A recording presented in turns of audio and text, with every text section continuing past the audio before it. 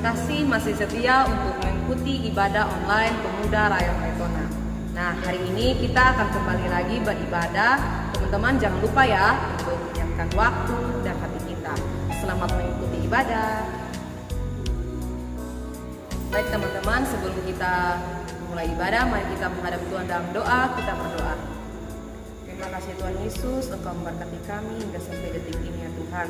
Terima kasih buat perlindungan, kesehatan yang Engkau berikan buat kami. Tuhan, pada kesempatan yang indah ini kami akan mulai ibadah kami meskipun secara online. Tuhan berkati hati kami, kesiapan kami untuk beribadah, memuji dan memuliakan nama-Mu. Terima kasih Tuhan, berkati awal ibadah hingga berakhir dengan baik. Ampuni salah dan pelanggaran kami, hanya dalam anak Yesus Kristus kami datang dan berdoa kepada Bapa di sorga. Amin. Baik teman-teman, pembacaan firman Tuhan pada hari ini terambil dari kitab Yesaya pasal 5 ayat 8 sampai 30. Diulang ya, Yesaya pasal 5 ayat 8 sampai 30.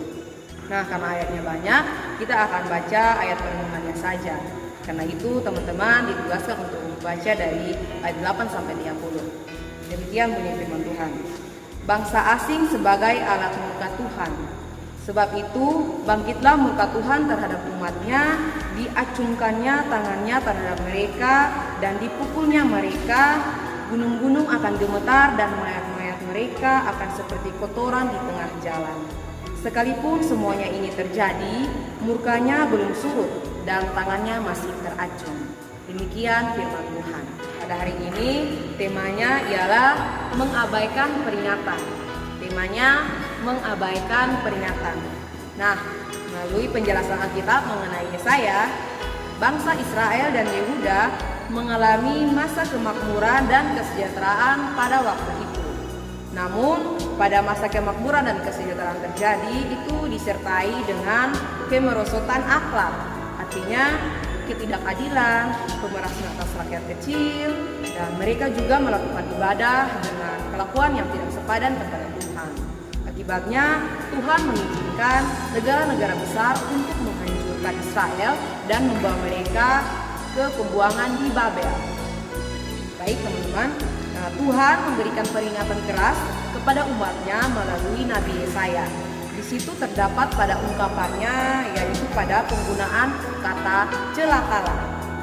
Ya, penggunaan kata celakalah di situ terdapat sebanyak 6 kali. Itu ada pada ayat yang ke-8, 11, 18, 20, 21, dan 22. Nah, peringatan yang disampaikan Yesaya menunjukkan betapa hancurnya kehidupan umat Israel pada masa itu. Mari kita lihat pada celaka yang pertama. Di situ ada pada ayat yang ke-8, celakalah mereka yang menyerobot rumah demi rumah dan mencekau ladang demi ladang, sehingga tidak ada lagi tempat bagi orang lain dan hanya kamu sendiri yang tinggal di dalam negeri. Nah, teman-teman dapat melihat di situ bahwa terkait penindasan sosial. Di situ pemimpin mereka hidup hanya untuk demi kepentingan diri sendiri. Bahkan mereka merampas harta benda rakyat-rakyat kecil. Nah, kita masuk dalam celaka yang kedua. Itu ada pada ayat yang ke-11.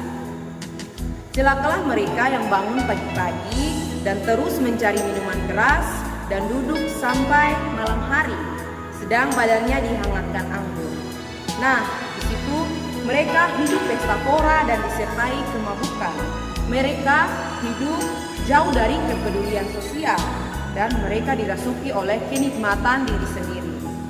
Nah, celaka yang ketiga ada pada ayat yang ke-18. Di situ berkata, celakalah mereka yang memancing kesalahan dengan tali kedustaan dan dosa seperti tali gerobak.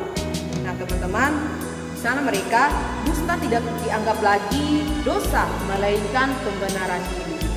Nah, celaka yang keempat, teman-teman, dilihat pada ayat yang ke-20.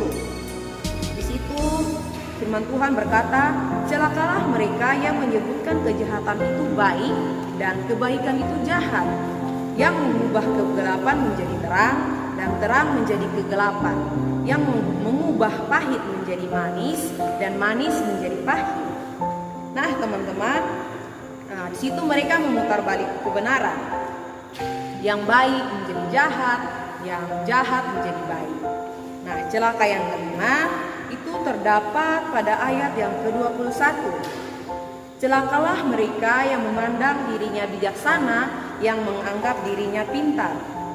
Nah, mereka menganggap diri mereka itu cerdas, bijaksana lebih dari siapapun. Mereka salah menilai diri sendiri dengan kesombongan mereka yang terlihat pada kecerdasan dalam diri mereka. Nah, celaka yang keenam itu terdapat pada ayat yang ke-22. Celakalah mereka yang menjadi jago minum dan juara dalam mencampur minuman keras.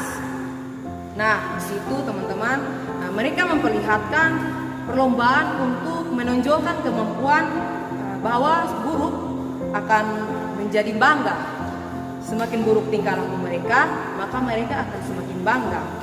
Nah, teman-teman, peringatan-peringatan sudah diberitahukan Tuhan kepada umat Israel lewat Nabi Yesaya, tapi mereka mengabaikannya. Itu akhirnya peringatan diabaikan, maka hukuman Allah menanti. Itu terdapat pada ayat yang ke-25. Sebab itu bangkitlah murka Tuhan terhadap umatnya, diacungkannya tangannya terhadap mereka dan dipukulnya mereka. Gunung-gunung akan gemetar dan mayat-mayat mereka akan seperti kotoran di tengah jalan. Sekalipun semuanya ini terjadi, mukanya belum surut dan tangannya masih teracung. Nah, teman-teman, cara Tuhan menghukum adalah dengan memanggil bangsa-bangsa besar untuk menghancurkan Israel dan membawa umat Israel ke pembuangan di Babel. Nah, teman-teman, tidak ada satupun perbuatan dan sikap mereka yang diperkenan oleh Allah. Baik masa sekarang, teman-teman, kita masih diperhadapkan oleh COVID-19 yang hampir setahun virus ini masih merajalela.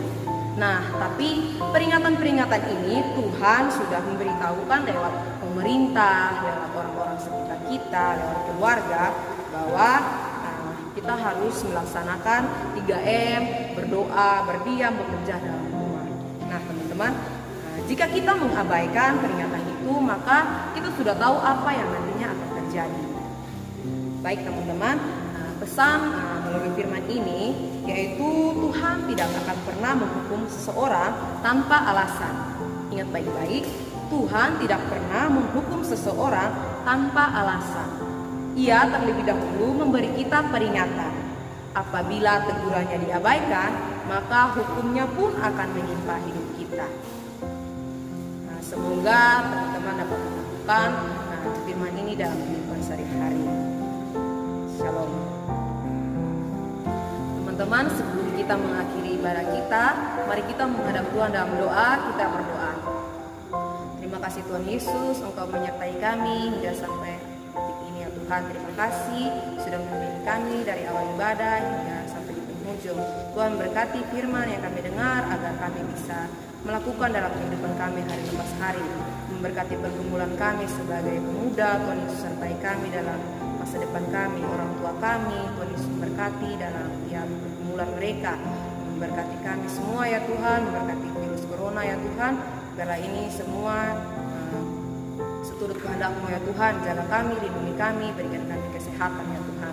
Terima kasih Tuhan, ampuni salah dan pelanggaran kami. Hanya dalam nama Yesus Kristus kami datang dan berdoa kepada Bapa di sorga. Amin.